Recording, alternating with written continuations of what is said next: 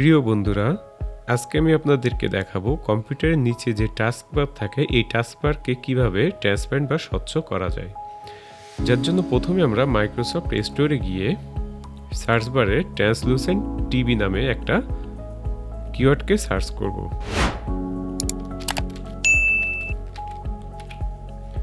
দেখুন কিছুটা লেখার পরে প্রথমেই ট্রান্সলুসেন্ট টিভি নামে সেই লেখাটি চলে এসেছে।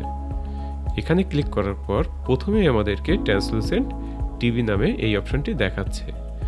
তো এখানে আমরা ক্লিক করব। ক্লিক করার পর এখান থেকে ইনস্টল করে নেব।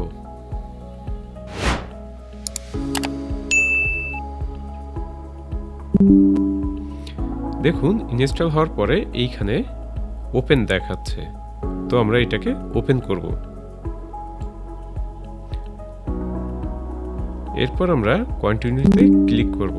দেখুন কম্পিউটারের নিচে যে টাচবারটা ছিল সেটা এখন স্বচ্ছ হয়ে গিয়েছে। আমরা যদি একটু ধরে দেখাই, দেখেন সব জায়গাতেই স্বচ্ছ হয়ে গিয়েছে।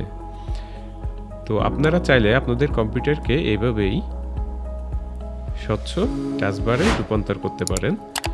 ভিডিওটি ভালো লাগলে সাবস্ক্রাইব করে আমাদের পাশেই থাকুন।